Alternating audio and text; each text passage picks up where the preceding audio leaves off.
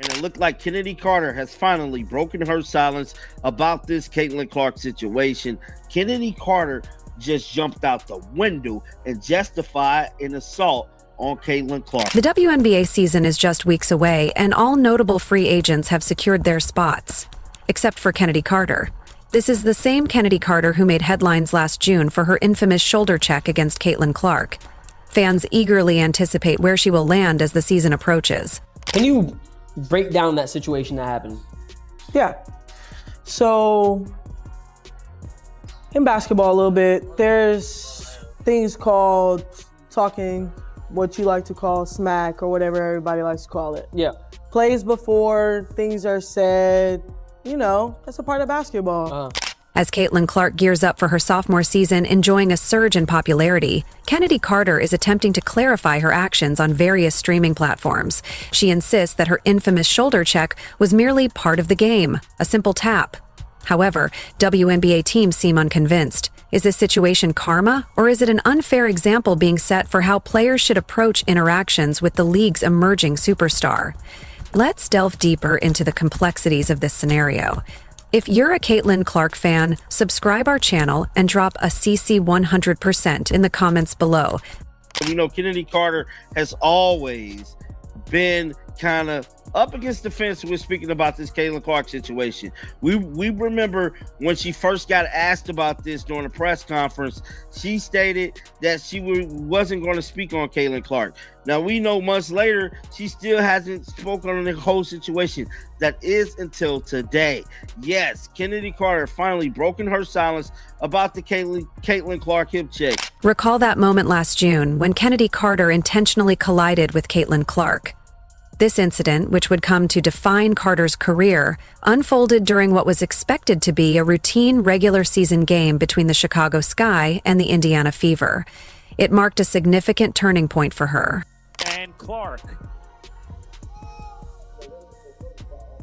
I mean, that's clearly a foul, which was called. The question is, will they call it unnecessary? Chennedy Carter. Let's analyze the incident step by step. After making a basket, Chennedy Carter suddenly cut across the court, not to rejoin the defense, but with obvious intent toward the unsuspecting Caitlin Clark. There was no legitimate basketball rationale for her trajectory. In the replay, Carter is seen muttering some choice phrases, locking eyes with Clark before delivering a forceful shoulder check that knocked the rookie to the floor. The intentionality behind this contact was clear and unmistakable to everyone watching, highlighting the gravity of the moment and its implications. So she was signed to the Chicago Sky with Teresa Weatherspoon, with Angel Reese, with Camila Cardoso, and, you know, the rest of the folks. And then we get to the body check. This was originally ruled an away from the ball foul, but it was obviously a flagrant foul. It really upset a lot of people, which really escalated the issue. And it was really just poor sportsmanship on Kennedy's.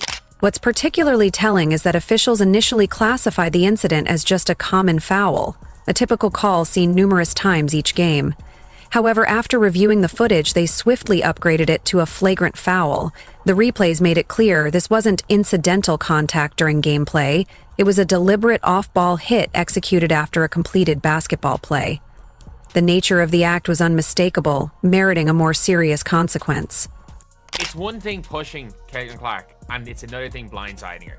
Like, I don't think there's no justification for that. Like, to be honest, we can be honest here. Clark's reaction reveals a great deal about her character. Despite being blindsided and knocked down, she stood up without complaint, dusted herself off, and focused on the next play. There were no theatrics or retaliation, just a dedicated athlete getting back to work. In contrast, commentators and fans expressed their outrage, acknowledging that what they had witnessed was not basketball, but rather a calculated attempt to intimidate or harm another player. Now, what little girl wants to grow up and play in a league where you're targeted like that? How do you sit here and profess and demand that everyone take women's sports seriously when you can't even take it seriously enough to not act like a junior high queen on the court? It's stupid. That's so dumb. It looks like a soap opera. This wasn't Carter's first encounter with on-Kerner controversies. Her history of volatility became a significant topic of discussion after the incident involving Clark. In 2021, while playing for the Atlanta Dream, she was suspended indefinitely due to what the team deemed conduct detrimental to the organization, stemming from a heated argument that exceeded acceptable limits. This recurring pattern of behavior had already raised concerns about her professionalism and her ability to operate effectively within a team environment. Such incidents have called into question her commitment to the team and overall sportsmanship. Atlanta Dream did suspend her in the middle of the sophomore season, basically saying she was a detriment to the team and the team culture. So then the Atlanta Dream decided to trade her to the Sparks, the Los Angeles. The timing couldn't have been more unfortunate for Carter. The WNBA is witnessing unprecedented growth, with viewership and attendance records being shattered, largely due to Clark's impact. The league is understandably keen to protect this momentum, placing a strong emphasis on professionalism to attract mainstream attention. In this context, the Sky Forward's actions sharply contrasted with the positive image the league is striving to cultivate, highlighting the potential risks of individual behavior in the face of collective progress. What's crazy about all of this, immediately after that push, this is what she said to the media. On the play before bumping in with Caitlin, it seemed like she turned to you a little bit. After the fever I score. didn't answer no Caitlin Clark questions. Did she say anything to you? I don't know what she said. What'd you say to her? I didn't say anything. Carter later tried to rationalize what millions witnessed firsthand, but the repercussions were undeniable. The shoulder check was more than just a simple foul. It marked a pivotal moment in her career, shifting her from a player brimming with potential to one that teams now choose to avoid. Now she's ready to speak out on this incident. We'll delve into her perspective shortly. Basketball is inherently physical and competitive, yet there are unspoken rules that distinguish tough play from unnecessary aggression. Carter's actions not only crossed that line but did so dramatically. The WNBA's unified response underscores the league's commitment to prioritizing player safety and maintaining its reputation. Stay tuned for a deeper analysis of this controversy. I said Chennedy Carter wasn't going to make a WNBA roster. And as it sit, April 20th, training camps start for teams in 7 days. Training camp for a majority of the WNBA start April the 27th. Chennedy Carter is not on any WNBA roster. Want to know why? Because it's Chennedy Carter's fault she's not on any WNBA roster. Carter has crossed unwritten boundaries that jeopardize her career, leaving it hanging by a thread. With training camp fast approaching and her contract still unsigned, she's in a race against time to reshape her narrative. Just days ago, she participated in an interview with streamer Neon, revealing her struggles and aspirations. This candid conversation has left basketball fans stunned and concerned about her future in the sport. I think a play before, maybe I was elbowed. Okay, that happens. Think the next play down, maybe something was said. And then maybe there was like a little clip of somebody like yelling in my face. And then we go down the court. Then I hit like a little bucket, you feel me? Come down, hit like a little nice little mid-range pull-up. And then I just like, just give her like a little like, I'm here. Like, I don't think it was, what's crazy? Me and my brother went back and watched, and we seen a lot of clips in the NBA of guys getting like pushing LeBron. Like I think it was Jeff Teague or somebody who like pushed LeBron out of bounds, like said, man, I was mad because like we couldn't stop him. Carter's effort to downplay an incident witnessed by millions is truly remarkable. In her interview, she casually referred to the intentional shoulder check as mere trash talk, and a way to give Clark a little "I'm here" energy. What stands out is the glaring contrast between this carefree description and the significant impact that knocked Clark to the floor. The footage is undeniable. There was nothing trivial or ordinary about that level of contact, clearly highlighting the physicality of the moment.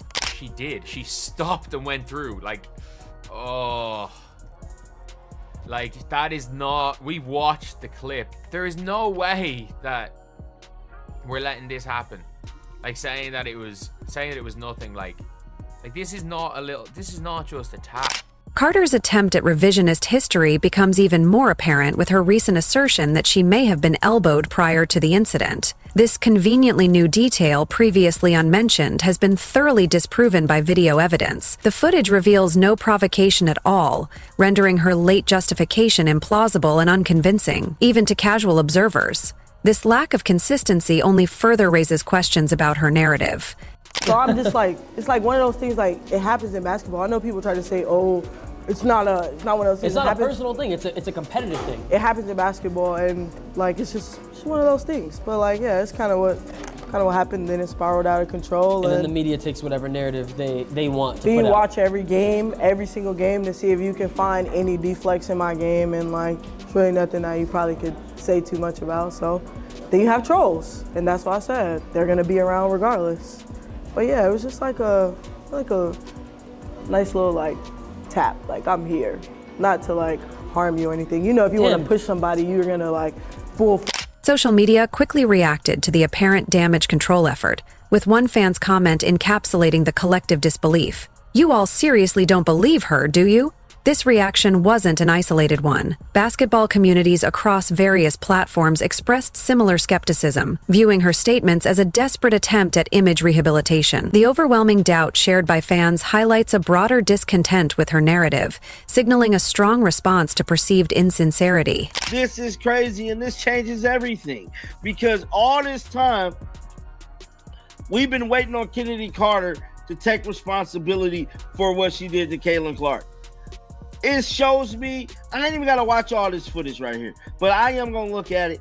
But it's showing me right now that she still is not taking responsibility for her actions. She's finna blame this whole situation on Caitlin Clark supposedly talking smack to her. The timing of this revelation is strikingly evident. With the 2025 training camp approaching and Carter still without a contract, this interview appears less like an effort to clarify the situation and more like an urgent public relations maneuver. After months of silence regarding the incident, Carter suddenly feels the need to share her viewpoint right as teams are finalizing their rosters. This connection is anything but subtle, suggesting her motivations may be driven by self-interest rather than genuine reflection. I mean, that happens, man. Like, it's one of those things. I'm a great player. She's a great player. It looks a certain way. Everybody's going to have their views on it. But my personal view is, I don't have anything against her. She's a great player, and so am I. And I've got buckets all that season. You know what I'm saying? So just one of those things that, I love it though. They think I hate it. I love it. I love when it gets riled up and juicy like that. You feed off of like what people say and shit, and it makes you more motivated. That's what I'm telling you. Oh yeah, I love the hate. I love that. Yeah. Oh yeah. One of the most telling aspects of Carter's rehabilitation efforts is her striking reversal on Clark's abilities. Previously, she questioned what Clark contributed beyond her three-point shooting, adopting a dismissive tone. Now, however, that attitude has inexplicably shifted to admiration, as Carter lauds the Fever star as a great player, and even draws comparisons to LeBron James. This sudden change in rhetoric indicates less of a sincere transformation, and more of a strategic move, aimed at presenting herself as reasonable and remorseful, all while avoiding true accountability for her previous comments and actions. This is a bad look, bro. This is her pretty much begging for a team to pick her up. Oh, it's just part of basketball. That's not part of basketball, bro. What you did to Caitlin Clark, you can't justify that assault. Basketball analysts have highlighted how Carter's explanation fundamentally misrepresents the nature of physicality in professional basketball. One analyst pointed out that her actions weren't merely unsportsmanlike. They posed a direct threat to the league's most prominent star and its future. There is a clear distinction between competitive physical play and the intentional targeting of another player after the whistle. What Carter fails to understand is that the issue extends beyond the incident itself. It lies in her ongoing inability to accept genuine accountability. By minimizing the seriousness of her actions and fabricating provocations, she reinforces the very concerns that have made teams reluctant to offer her a contract. This lack of insight continues to jeopardize her career prospects. Chennedy Carter just jumped out the window and justified an assault on Caitlin Clark. The interview has achieved the opposite of its intended effect. Rather than rehabilitating her image, it has only reinforced the perception that Carter struggles with accountability and may not be a trustworthy teammate. Talent has never been Carter's shortcoming. She has consistently demonstrated her ability to score at elite levels. However, talent alone isn't sufficient when significant concerns about character and team dynamics arise. Basketball is fundamentally a team sport grounded in trust. When a player deliberately targets a prominent opponent with a non-basketball play and then fails to take responsibility for it months later, it raises serious concerns about their ability to integrate into a team environment. Carter's attempts to shift the narrative have only highlighted the reasons she remains unsigned. While players with less raw talent have secured positions on rosters, this situation illustrates how crucial accountability and character are in the eyes of teams seeking to build cohesive units. Her actions prove that no team is willing to bet their luck on her. Now, granted, she's a dominant scorer, excellent basketball player in certain aspects of the game, but her behavior on and off the court is making it look real shady for her to get picked up by a team. The basketball community adheres to an unwritten code that distinguishes fierce competitors from troublesome teammates. Currently, Carter is facing a unique situation in WNBA history. In a league that consistently seeks offensive talent, a player who averaged 17.5 points per game last season is still without a contract, with training camp set to begin in mere days. This situation highlights how front offices genuinely perceive her actions and underscores the significant concerns surrounding her accountability and role within a team. And there has not been a peep about anywhere that she could be landing in this free agency. So a lot of people, including myself, are wondering, is she worth the risk now? What stands out is the Chicago Sky's choice not to extend a qualifying contract to Carter. Consider this: they allowed their leading scorer to depart without making any effort to keep her or gain something in return. In professional basketball, teams rarely let top offensive talents go unless there are significant underlying issues that overshadow their on-court contributions. This decision underscores the serious concerns the organization has regarding Carter's impact and reliability as a teammate. I mean, she can score. She can score with the lights out. I mean, she can.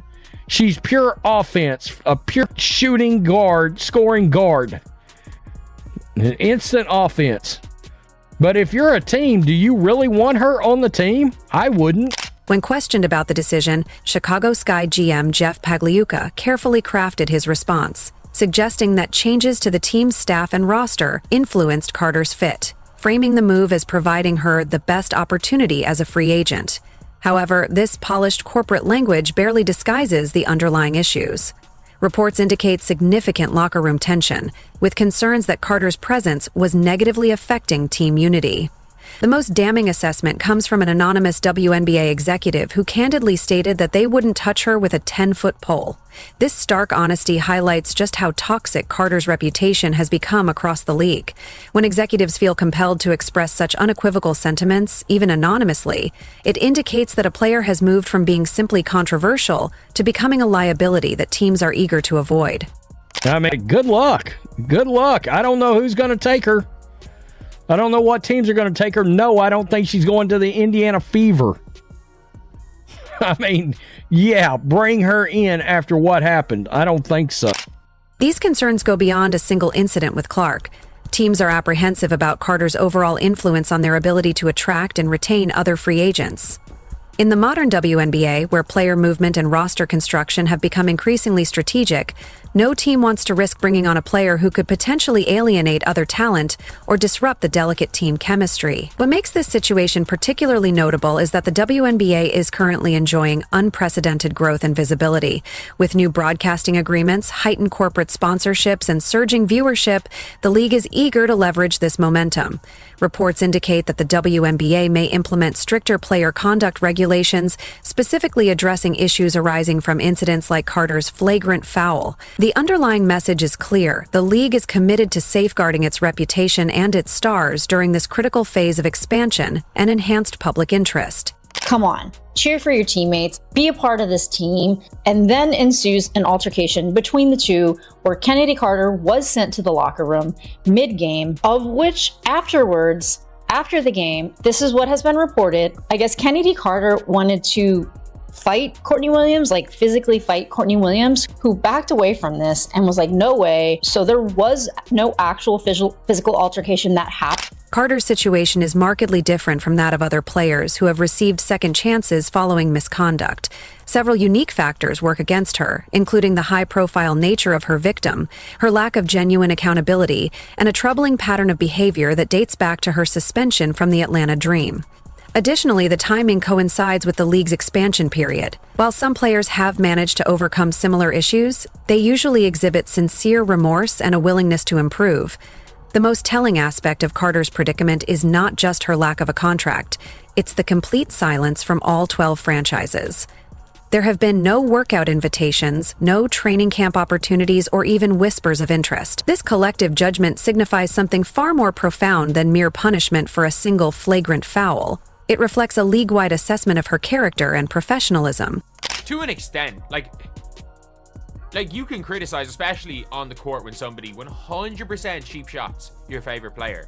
Like, there's a level of going at it. We all know with Kennedy Carter, it went way too far. Like, we can be honest here, it did go way too far with Kennedy. Basketball executives recognize that talent alone isn't sufficient to secure championships. Factors like team dynamics, locker room culture, and player relationships are critically important in a sport where 5 athletes must operate as a unified unit. Carter's situation reveals how swiftly a promising career can disintegrate when a player earns a reputation for prioritizing personal grievances over team success. As the WNBA braces for what is projected to be its most watched season yet, the disparity between its brightest star and its most notable absence has never been more pronounced. While Clark's star power propels this unprecedented growth, Carter's absence serves as a compelling reminder that talent by itself is insufficient for success. The league has made its priorities unmistakably clear. It aims to protect the professionals who reflect its values and vision for the future, even if that means sidelining talented players. Share your thoughts in the comments below. If you're excited to see Caitlin Clark back on the court, type CC in the comments. If you enjoyed, leave a like and subscribe. More videos are on screen now.